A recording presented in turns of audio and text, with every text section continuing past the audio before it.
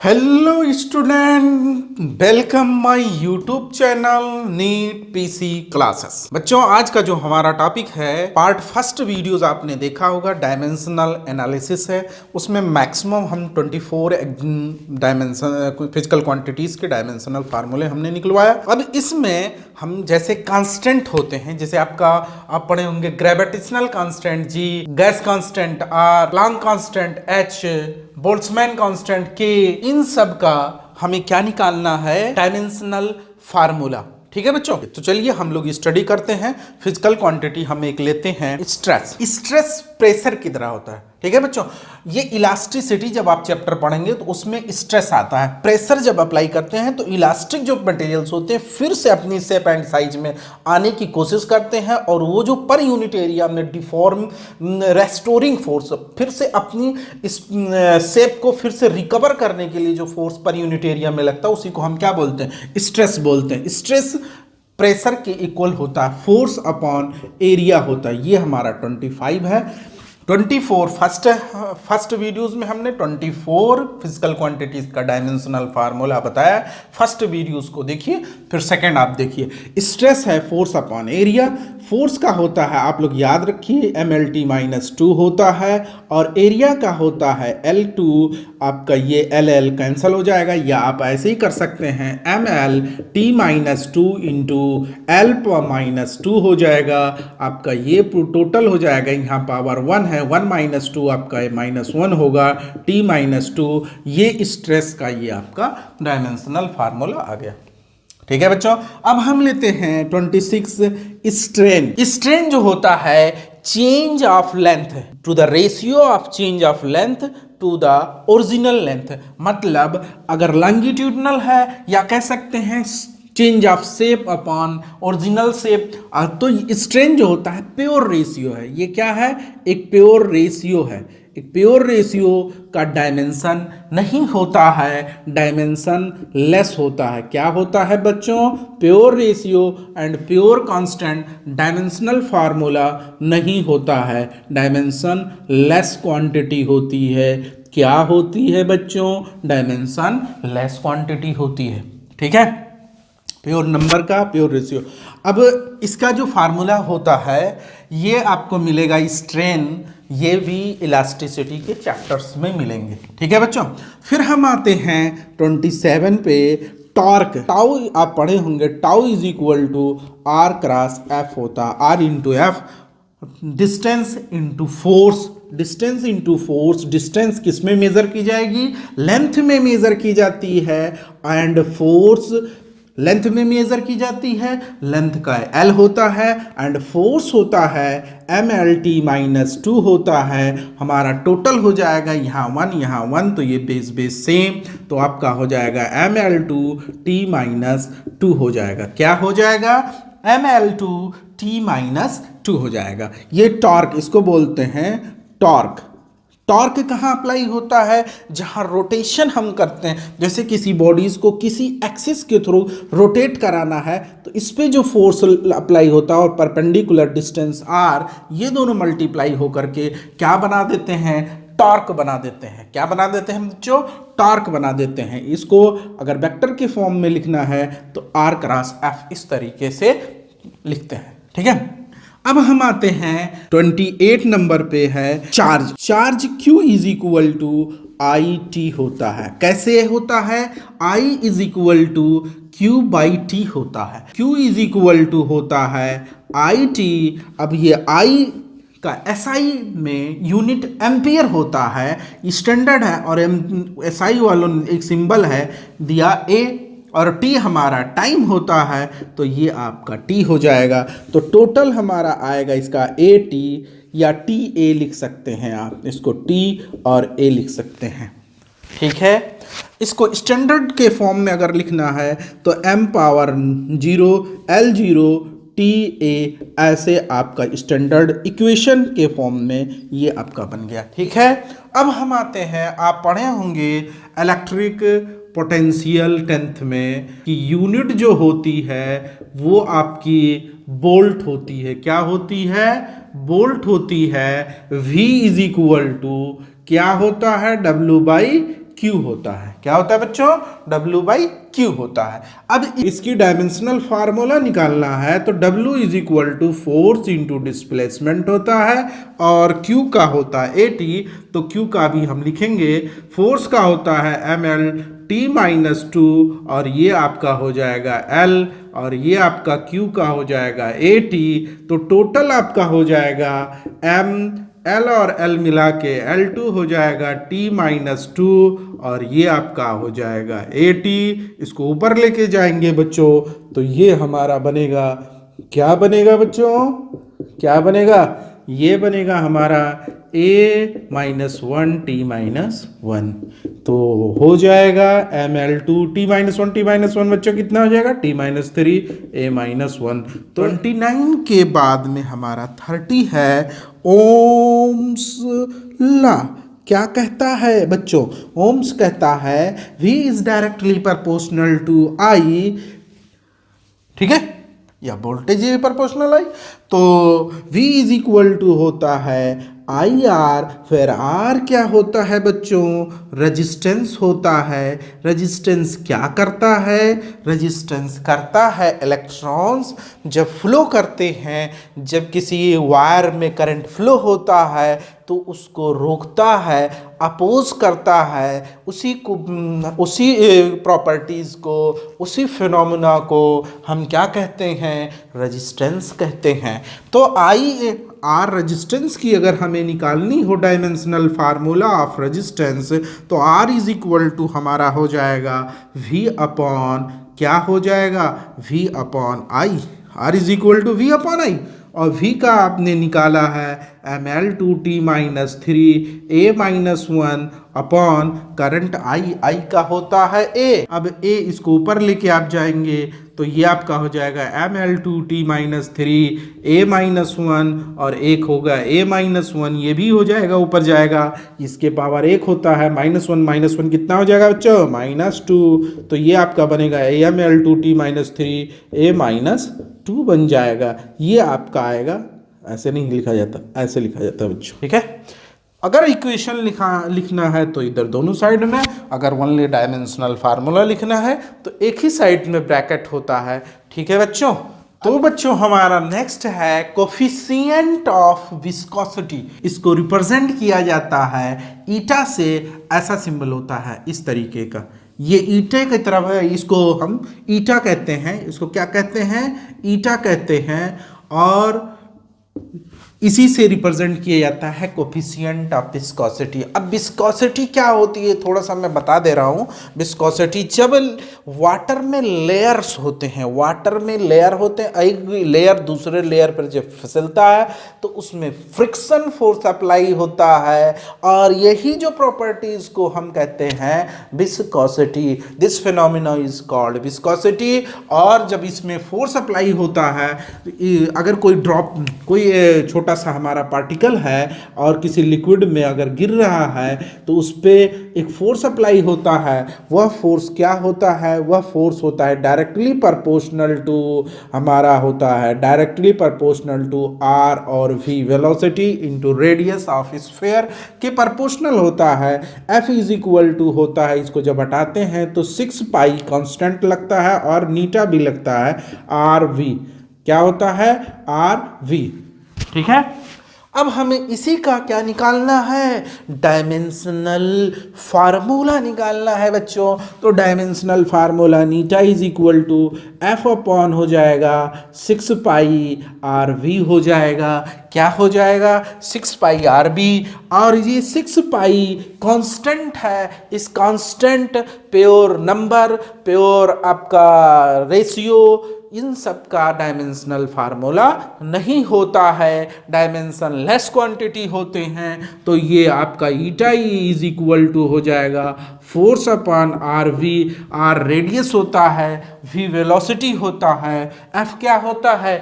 Force होता है, तो फोर्स का होता है ML T माइनस 2 होता है, R हमारा रेडियस है, L होता है वेलोसिटी, LT माइनस 1 होता है। इन सबको आप ऊपर लेके जाएंगे तो आपका बनेगा MLT माइनस 2 और इनटू कर देंगे L माइनस 1 हो जाएगा, और ये ऊपर जाएगा L माइनस 1 T हो जाएगा, जो माइनस होता है ऊपर जाता है प्लस हो जाता है, जो प्लस रहता है वो माइनस होता है, साइन चेंज हो जाती है। अब यहाँ 1 प्लस है, ये माइनस है, 1 प्लस माइनस ये कैंसिल हो जाएगा। t माइनस 2 है प्लस 1 है तो कितना बचेगा, -1 बचेगा। तो यहाँ ml माइनस 1 बचेगा और t माइनस 1 बचेगा। तो ये coefficient of viscosity very important formula, ये आपका पूछा जाता है अक्सर क्वेश्चंस में, कम्पिटिटिव एग्जाम में भी पूछा जाता है और सिंपल बोर्ड्स के भी पेपर्स में आते हैं। ml माइनस 1 t माइनस 1, इसको या तो याद रखिए या ये निकालने का तरीका है। ठीक है बच्चों, अब हम चलते हैं, दूसरा हम लेते हैं गैस कांस्टेंट। R होता है, R कैसे निकाला जाता है, तो हम फार्मूला आप लोग जानते होंगे, PV is equal to mu RT होता है आपका। अगर म्यू मोल एन मोल आपका गैस है तो उसके लिए गैस आइडियल गैस इक्वेशन होता है PV is equal to mu RT। T temperature होता है, R कांस्टेंट है, म्यू मोल गैस है, अमाउंट ऑफ सब्सटेंस है, B वॉल्यूम है, P प्रेशर होता है। तो R निकालना है तो R इज इक्वल टू हो जाएगा PV बाई म्यू T हो जाएगा। क्या हो जाएगा, PV upon mu T। P आपका प्रेशर है तो pressure is equal to force upon area होता है, फोर्स हो जाएगा ml2T minus force ml2T minus 2 और ये आपका एरिया L, एक कैंसिल कर दो, डायरेक्ट थोड़ा सॉल्विंग हो रही है, -2 हो जाएगा। ये आपका बनेगा, ये इसका आ गया, किसका आ गया, प्रेशर का आ गया। प्रेशर यहाँ 2 है, यहाँ 1 बचेगा, इसको ऊपर ले जाओगे -1 हो जाएगा। तो ये आपका प्रेशर का ml माइनस 1 t माइनस 2 आया।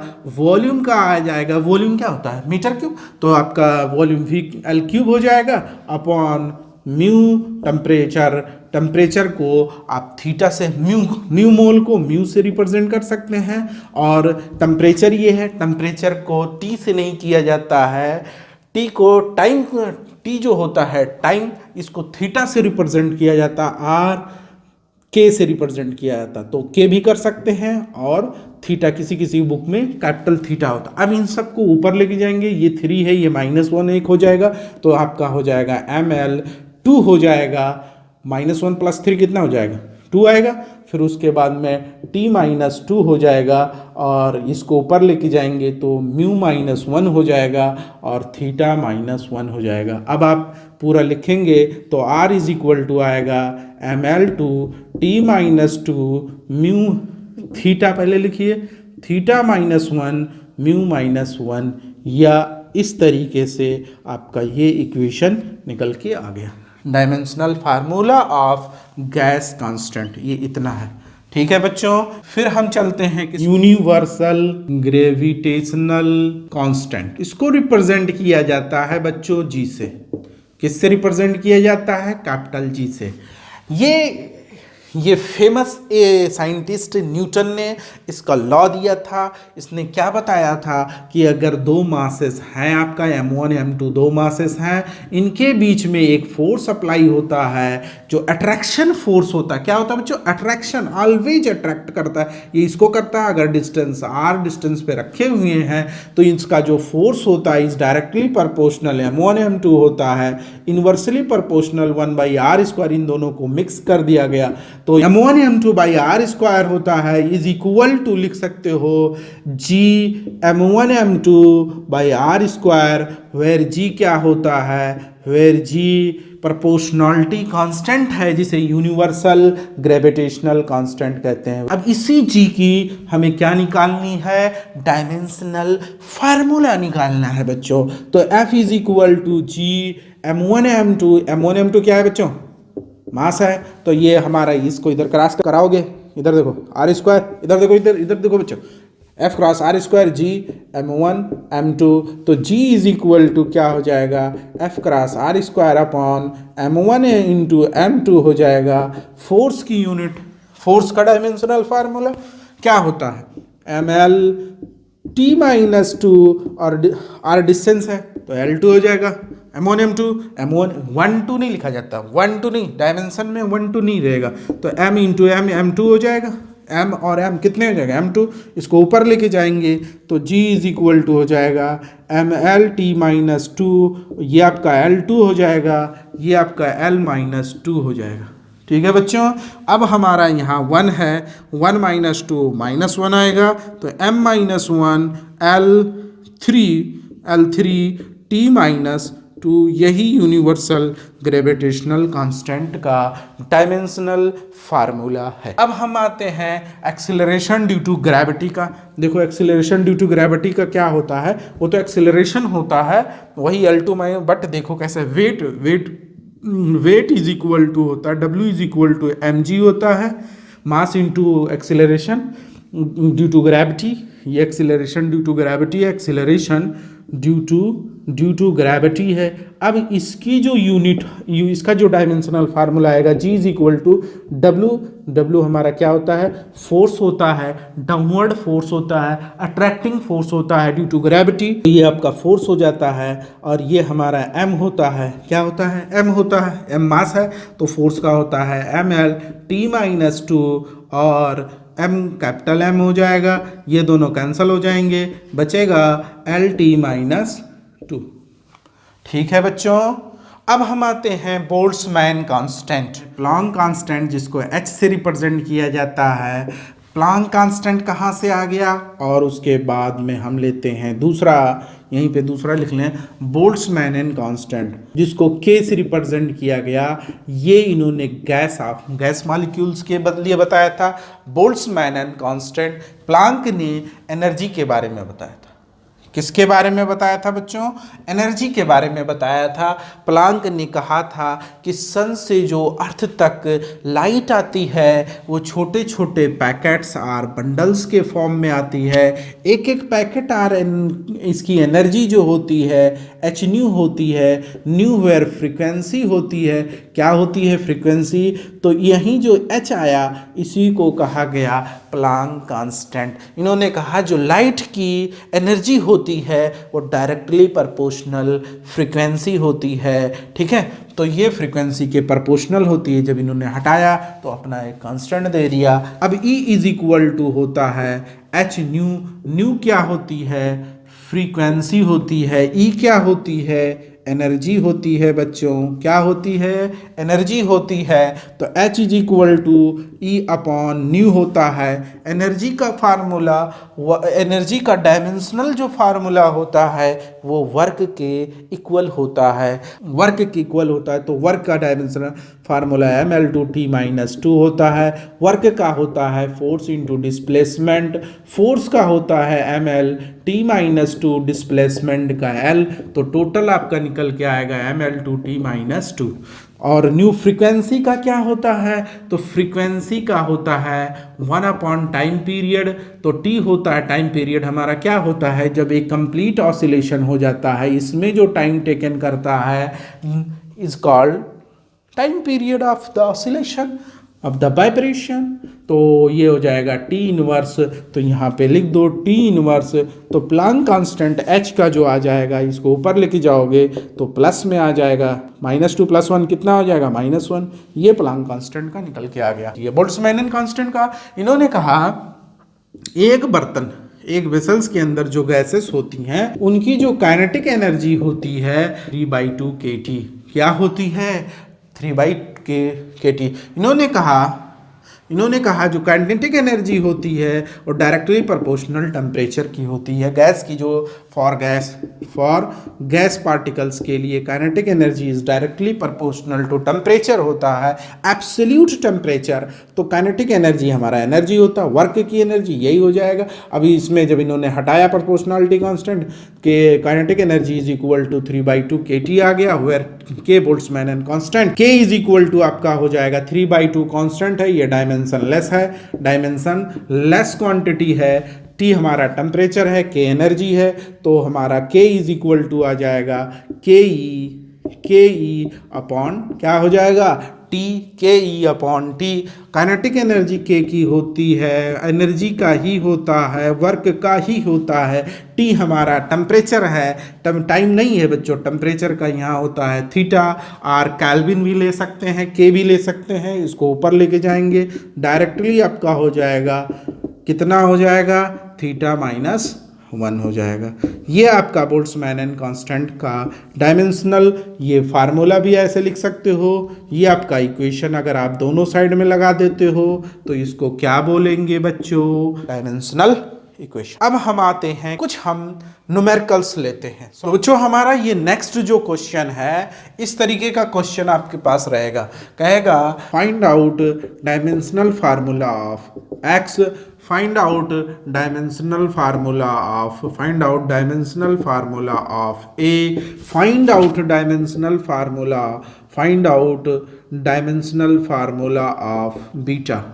इन तीनों में आपको x का निकालना है, यहाँ a का निकालना है, यहाँ आपका बीटा का निकालना है। चलिए हम लोग करते हैं। तो यहाँ x है तो x को इधर लाओ, वेलोसिटी है। सॉल्यूशन देखो इसका, फर्स्ट का, इसको वेलोसिटी v सपोज कर लो, ये आपका w/x हो गया। स्क्वायरिंग ऑन बोथ साइड, तो v square is equal to w/x हो जाएगा। रूट हट जाता है, स्क्वायर करने के बाद रूट हट जाता है ऑन बोथ साइड। इधर स्क्वायर करोगे, इधर स्क्वायर करोगे, ये रूट हट जाएगा। x को इधर ट्रांसफर कर दो तो x is equal to w/v square. w work होता है, फोर्स इंटू डिस्प्लेसमेंट होता है, तो ml2t माइनस, इसको याद रखो, छोटे छोटे जो डायमेंशनल फार्मूला है उसको याद रखो बच्चों। ये आपका वेलोसिटी है, तो वेलोसिटी का होता है lt माइनस 1, स्क्वायर लगा हुआ है, तो ये आपका हो जाएगा ml2t माइनस 2 हो जाएगा। ये आपका हो जाएगा l2t माइनस 2 हो जाएगा। ऊपर ये सब लोग जाएंगे, तो ऊपर जाएंगे तो क्या हो जाएगा बच्चों, क्या हो जाएगा, ये माइनस हो जाएगा, -2 हो जाएगा, और ये +2 हो जाएगा। ये -2 हो जाएगा, ये जाएगा ऊपर -2, ये +2 हो जाएगा, ये दोनों कैंसिल हो जाएगा, ये इससे कैंसिल हो जाएगा, +2 -2 कैंसिल, -2 +2 कैंसिल, बाकी क्या बचेगा, m बचेगा। मतलब x की जो वैल्यूज आई मास के बराबर। ये क्या था, यहाँ मास था, कौन सी क्वांटिटी थी, मास थी। क्लियर। इसकी यूनिट अगर पूछ ले, x की यूनिट क्या होगी, kg होगी। समझ में आया, क्लियर। अब हम आते हैं, दूसरा लेते हैं। दूसरा है फोर्स अपॉन डेंसिटी है। ए का कह रहा है तो ए में स्क्वायरिंग करनी नहीं, आपको ए का निकालना है, ए अपनी जगह पे है, तो ए का निकालना है, तो फोर्स का होता है mlt माइनस 2 होता है। क्या होता है बच्चों, mlt माइनस 2। डेंसिटी का क्या होता है, डेंसिटी का होता है ml, density is equal to d is equal to, इधर देखो d इज इक्वल टू, इधर देखो, इधर इधर इधर बच्चों, d इज इक्वल टू होता है मास अपॉन वॉल्यूम। तो मास का m, वॉल्यूम का l होता है m, L3, तो आपका हो जाएगा, ऊपर जाएगा माइनस हो जाएगा, तो ml3 माइनस हो जाएगा।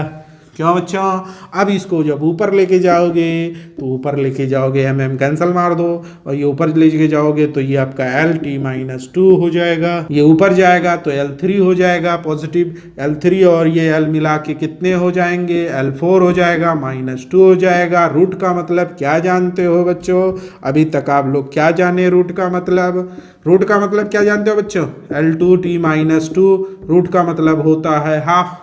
क्या होता है बच्चों, हाफ होता है, रूट का मतलब हाफ होता है।